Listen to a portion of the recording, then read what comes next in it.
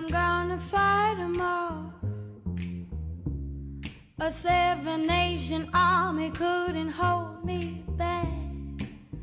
They're gonna rip it off. Anima, ¿verdad? Pero bueno, es la sintonía que nos dice que ya está aquí Daniel López Vivas. Hola Dani, ¿qué tal? ¿Cómo estás?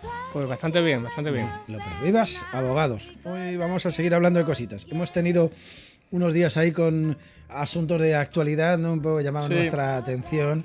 Tratábamos de mantenernos un poco, retomamos, creo, los temas y asuntos que hemos estado empezando a tratar, pero que no terminábamos, ¿no? Efectivamente, mira, llevaba tiempo ya deseando acabar con el tema del divorcio, pero como tú dices, efectivamente, entre las elecciones que tuvimos que tratarlas, las vacaciones de Navidad, los procedimientos judiciales de actualidad que han salido, que también hemos tratado, pues me han quedado por ahí colgadas algunas cositas que creo que son interesantes.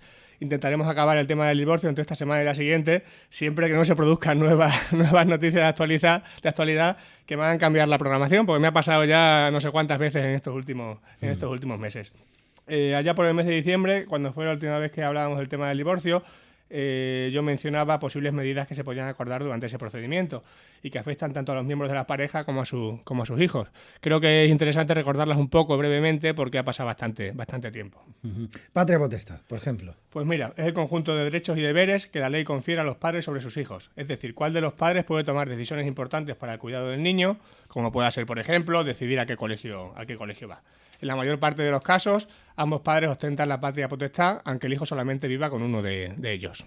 Y otro asunto que suele ser también motivo de roce es la custodia, ¿no? Pues mira, la custodia se resume en, como se dice vulgarmente, a cuál de los padres se queda con los niños. Aproximadamente 3 de cada 4 custodias se entregan a la madre, otorgándosele al padre un régimen de visitas para que pueda ver a sus hijos. Es lo que se conoce habitualmente como custodia monoparental.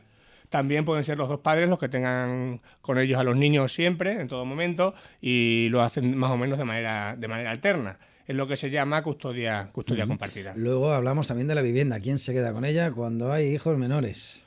Pues mira, cuando hay hijos menores, prácticamente siempre se le concede la custodia al progenitor, la vivienda, al progenitor que tiene la custodia. En el caso de que no los haya, o haya una custodia compartida, es decir, que el niño viva alternamente con los dos padres, pues hay que estudiar el caso concreto. Ya tenemos casa y ahora hay que establecer una pensión de alimentos, ¿no? Efectivamente, mira, la pensión de alimentos se traduce en la mayor parte de los casos en la obligación del padre de contribuir económicamente al sustento de los hijos, pese a que estos vivan con su mujer. Es decir, la pensión de alimentos, y este es el caso habitual, como ya hemos dicho, que el hijo viva con la madre y sea el padre el que tenga que pasarla, comprende todo lo indispensable para el niño, como pueda ser alimentarle, proporcionarle una casa, vestirlo, que tenga asistencia médica o, por ejemplo, una educación correcta. Y esta, que era nueva, creo que se había implantado hace poco, que era la pensión compensatoria, ¿no? Bueno, no es nueva, pero sí es bastante problemática en realidad. La pensión compensatoria se establece para reparar el desequilibrio económico que pueda producir la ruptura matrimonial en uno de los cónyuges. Es decir, se constituye para compensar, y este es el caso habitual, pues la dedicación de uno de los cónyuges al cuidado del hogar y de la familia durante el matrimonio, mientras el otro se ha dedicado más a trabajar. Para en esos casos, si el que se ha dedicado más a cuidar a su familia queda en una situación económica peor, porque no tiene trabajo o por sus circunstancias personales, pues se le puede dar una pensión compensatoria. Sí me gustaría recordar a los oyentes que si quieren refrescar la memoria, volviendo a escuchar los programas en los que tratábamos estos temas, pueden encontrar los programas enteros de Cáceres en la Onda en la web de Onda Cero Cáceres. Como siempre explicas tú, se entra en la web de Onda Cero. OndaCero.es, emisoras, buscan Cáceres y ahí tienen todo, no tienen mucho problema. O si lo que quieres escuchar específicamente mi sección, está yo ordenado todos los temas en el canal de YouTube de López Vivas Abogados. Muy bien, pues nada, ahí lo tienen todo para aquel interesado. Bueno, hablabas de la atribución de la vivienda. Lo decíamos, cuando tienen hijos menores. Y cuando no hay hijos menores, o sea, mayores de edad, ¿quién se queda con la casa? Pues mira, pongámonos el caso, ¿vale?, de que hablamos de una pareja que no tiene hijos, se casa y reside, por ejemplo, en una casa que es propiedad exclusiva del marido. Pues podemos pensar o porque la compró antes de casarse o bien porque la recibe en una herencia, por ejemplo, ¿vale? Es decir, estamos hablando de que ese piso en el que residen no es ganancial. Si, por ejemplo, tuvieran hijos pero fueran mayores de edad, el ejemplo es igualmente válido, ¿no? ¿Vale? Pues mira, en esos casos lo lógico sería pensar que en el momento del divorcio la mujer va a tener que abandonar la casa, ya que es una propiedad exclusiva de su marido, y buscarse otro sitio para vivir. Pues realmente no es así. tendría algunas posibilidades de que pudiera quedarse a vivir en la casa si cumple ciertas condiciones, ya que el tribunal tiene que tener en cuenta algunas cuestiones en estos casos para otorgar la atribución de la vivienda. ¿Cuáles son esas cuestiones?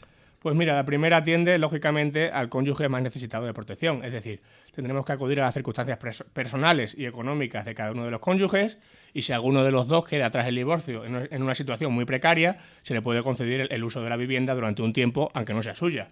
La jurisprudencia habla de que hay que tener en cuenta, pues por ejemplo, que uno de ellos tenga familiares a su cargo o que viva con él un hijo, aunque sea de una relación anterior, o por ejemplo las posibilidades de encontrar trabajo que tenga cada uno, o que uno de ellos tenga otra vivienda disponible. Es decir, tenemos que tener en cuenta que en estos casos hay que ir siempre al caso concreto para establecer cuál de ellos se queda con la atribución temporal, recuerdo, de la vivienda. Ahora vamos a otro caso. Los dos casos los dos cónyuges quedan en una situación parecida después del divorcio. Los dos tienen trabajo, están liberados, no tienen ningún problema.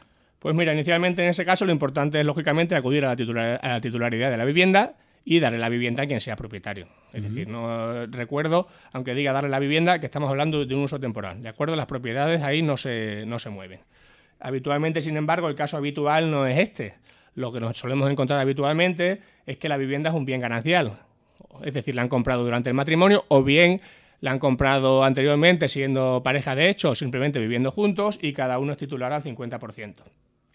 En esos casos, debiendo recordar que hoy estamos hablando de matrimonios sin hijos o con hijos mayores de edad, en el momento del divorcio, como ya he dicho, el tribunal acordará una atribución temporal de la vivienda. Es decir, a quién le concede la vivienda, pero no para que se quede con ella para siempre, sino de una manera temporal, justo después de la ruptura, hasta que el juez decida. Como ya digo, debemos tener claro que es una atribución de uso, no de la propiedad. Esa propiedad va a ser inamovible, es decir, cada uno tiene la mitad de esa vivienda. Por lo que lo habitual es acudir al mismo tiempo o bien posteriormente a otro procedimiento que es el gran desconocido en este tema de las rupturas y que trataremos en el próximo programa, porque creo que hay que arrojar luz sobre él, que es la liquidación de las sociedades gananciales. Supongo que a muchos de los oyentes ni siquiera le sonará. A nivel empresarial, sí.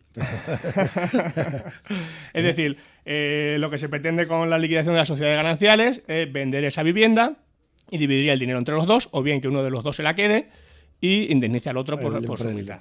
Es decir, en López Vives Abogados, de hecho, siempre recomendamos en estos casos proceder cuanto antes a la liquidación de las sociedades gananciales, porque desde el momento en el que la vivienda es de los dos, y como ya hemos dicho en este ejemplo, están en igualdad de condiciones, ninguna solución es buena. ¿Qué?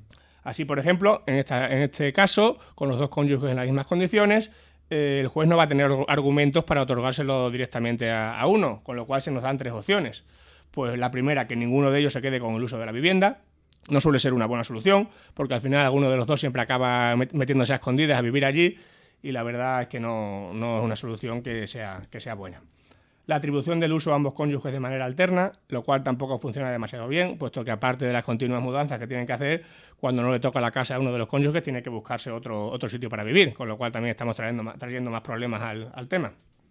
O que ambos cónyuges compartan la vivienda a la vez. Esta solución tampoco es buena.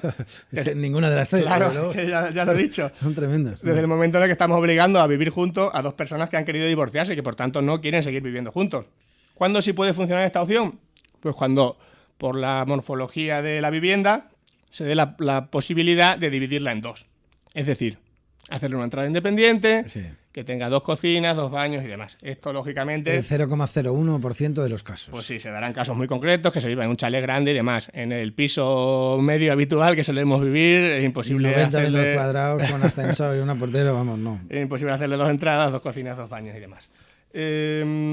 Como ya he dicho, en López Vives Abogados siempre recomendamos que lo único definitivo es instar la liquidación de las sociedades gananciales, es decir, que se venda la vivienda a un tercero. Tanto dinero para ti, exactamente, tanto para ti, o que uno le compre la mitad al otro y cada uno por su lado. Es lo único que no da problemas. Bueno, hasta ahora siempre has hablado de que estas medidas se piden con la demanda de divorcio. ¿Se pueden también pedir en un momento anterior? Pues sí, claro que se puede. Y es que aunque por suerte la mayoría de las parejas se rompen de una manera ordenada, los abogados desgraciadamente nos encontramos con casos en los que esto no es así y en esos casos se hace necesario que el juez tome medidas urgentes para encauzar la situación. Yo he visto, por ejemplo, y es duro de decirlo, pero lo hemos visto, maridos que ponen en la calle a su mujer sin un duro, ya que previamente habían vaciado las cuentas corrientes, o madres que echan de casa a sus maridos y no les permiten ver a sus hijos nunca. Es decir, son circunstancias muy, muy desagradables, pero que desgraciadamente se dan. Para estos casos existe lo que se llaman medidas provisionales previas. Explícanos, ¿qué es eso? Pues mira, es un procedimiento que nos da la posibilidad de solicitar todas las medidas que hemos mencionado, es decir, patria potestad, alimentos, custodia y demás, de una manera previa a la presentación de la demanda de separación o divorcio. Y, lógicamente, también, dadas esas circunstancias, de una manera urgente, para que precisamente el juez pueda entrar a evitar en la mayor medida de lo posible pues esas cuestiones desagradables que hemos comentado. Es decir, de una manera rápida el juez entra a ver el caso, lo cual es muy importante para establecer todas las medidas que afectan a la ruptura, sobre todo cuando nos encontramos con casos en los que una de las partes ha salido muy mal parada. O sea, lo que hacéis es pedirlo anteriormente porque ya suponéis que va a haber problemas, ¿no? Efectivamente, sí, o como uno de los casos extremos que he manifestado, que nos encontramos en el despacho, es decir, que deje a la mujer en la calle o que el padre no pueda ver a sus hijos, es decir, lo importante es que el juez entre a conocer el caso inmediatamente y establezca unas medidas para regular todo eso. Oye, ¿qué pasa con esas medidas si luego hay una demanda de divorcio? Pues mira, el juez que lleve ese procedimiento de divorcio simplemente tendrá que decidir si esas medidas provisionales las renueva o las sustituye por otras, por lo que no hay ningún problema. Como ya digo, lo que se pretende con ese procedimiento de medidas provisionales es dictar esas medidas de manera rápida, en aquellos casos, como ya he manifestado, en los que pueda haber problemas. Es que además, la circunstancia con la que nos encontramos es que la demanda de divorcio sí que tarda más tiempo. Con lo cual, ya digo, en estos casos conviene utilizar las medidas provisionales, que es mucho más rápido. Bueno, te quería comentar antes de que te fueras, hemos leído estos días en la Fundación Elga de Alvear que va a comenzar otra vez las obras, puesto que el Hotel Albarrajena, ya tuvimos aquí a su abogado, ha desestimado con el tema de la demanda, ¿no? Efectivamente, sí. Ayer salía en la prensa pues que de esta obra que todos conocemos de la ampliación de la Fundación Elga de Alvear, que quiere ampliar el museo y a la vez comunicar con una calle, la calle Pizarro y Camino Llano, efectivamente. Como bien has dicho, Vicente, hace unas semanas estuvo aquí Enrique Navarro, el abogado del hotel, explicándonos que habían tenido problemas con las obras, que le habían tirado un muro y demás. Por lo que salió en prensa, que yo es el conocimiento que tengo, ayer fue el juicio y el juez ha desistido de la demanda. Esto significa que ellos han pedido que no había juicio porque ya estaban conformes con la situación actual. El muro se repuso, etcétera, etcétera, ¿no? Es decir, según he leído en prensa, el muro se ha repuesto tal y como estaba y digamos que la situación pues se ha tranquilizado y la disputa ha finalizado. De lo cual yo me alegro porque para los cacereños que continúen esas obras yo entiendo que es algo importante. Es decir, se va a ampliar no solamente la colección de obras del museo, sino que nos va a permitir conectar esas dos calles, que ahora hay que dar una vuelta bastante considerable para llegar a Pizarro desde Camino Llano, con lo cual entiendo que en este caso la disputa se ha arreglado bien para todos. Y que además recuperas una zona que estaba prácticamente sin uso, que vas a hacer un aparcamiento, que es la idea, que amplías el museo, que haces jardines, que yo creo que se beneficia a todo el mundo. El hotel, la cafetería que hay al lado, los restaurantes, los museos que hay por allí, o las salas, en una zona además que está culturalmente... y, hombre, es verdad que también hay mucha movida. Conocemos algún amigo común que no está tan conforme con que aquello sea un poco la actual Madrila, ¿no? Sí, ya lo decía Enrique Navarro cuando estuvo, que efectivamente al hotel le conviene que aquella zona funcione, que tenga movimiento y demás, con lo cual entiendo que la disputa se ha arreglado bien para todos. Bueno, pues lo que esperemos es que al hotel le vaya muy bien con la ampliación de la fundación y a la fundación le vaya muy bien con que tenga un hotel al lado que también puede dar un servicio, y que la calle pues siga siendo una referencia culturalmente, también en tiempo de ocio y también gastronómicamente, que tiene tus aquellos, ¿no? Pues sí, digamos una simbiosis perfecta entre los dos. Bueno, Daniel López, de López Viudas Abogados, muchísimas gracias como siempre. Que vaya todo muy bien, nos vemos el miércoles que viene. Por supuesto, aquí estaré, gracias a ti. Venga, hasta la semana que viene. Adiós. Adiós.